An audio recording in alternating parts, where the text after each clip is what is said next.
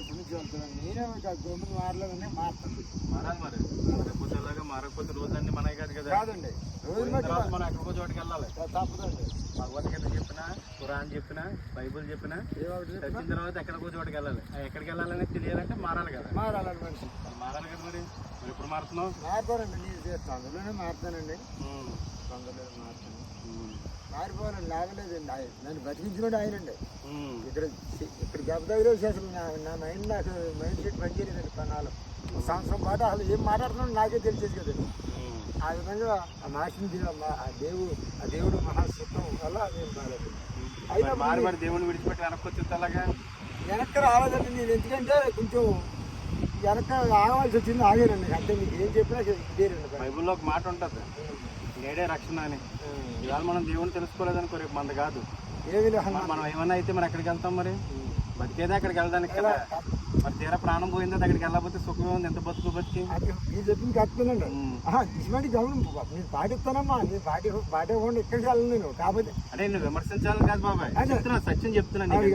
నేను ఏదో తప్పు చేయాలని నీకు తెలియదని కాదు చెప్పే మాటలు. నాకంటే వయసులో పెద్దోడు బోల్డ్ అనుభవం బోల్డ్ అని చూసావు. అంతేంటంటే ఈ మాటలు నీకు చెప్తే నీకు కూడా ఆలోచన కలుగుతాయి కదా అని చెప్పి నేను ఏమైనా మారుతానండి. నేను మారుతాను. అవుతావు మరి. ఎవరు చెప్పలేదు.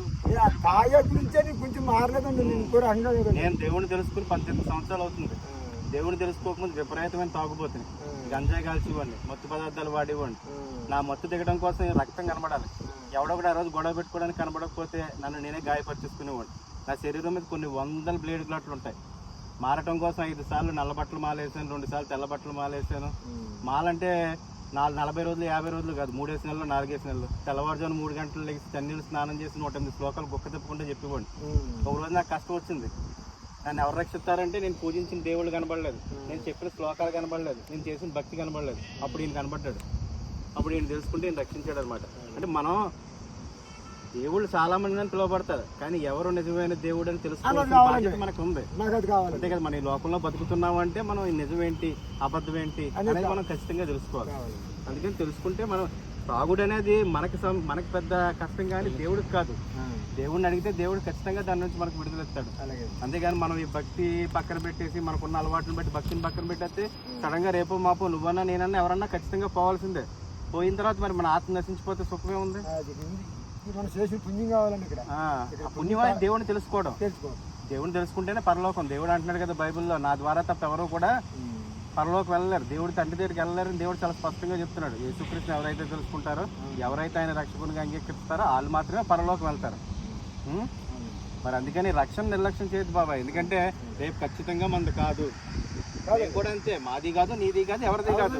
అందరూ ఒక రోజు ఇక్కడి నుంచి వెళ్ళాల్సిందే. ఆ రోజుకి నువ్వు రక్షణ తీసుకుంటే దేవుడి దగ్గరికి వెళ్తావు. రక్షణ తీసుకోకపోతే మరి నశించిపోయినట్టే కదా. నరకం ఉంటుంది. నరకంలో ఏమైనా ఉంటుంది అంటే అగ్ని ఆరదు, పురుగు చావదని ఉంటుంది.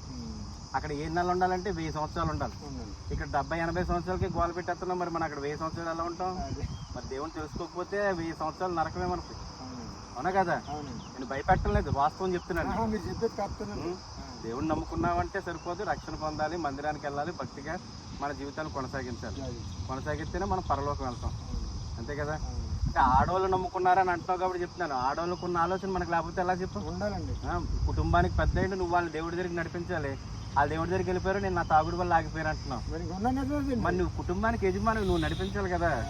తాగుడు ఆపేస్తే నువ్వు యజమాని ఏమవుతావు?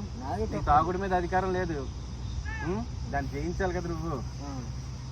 సరే చూడు, మరి దొరలు అలా పోతున్నా.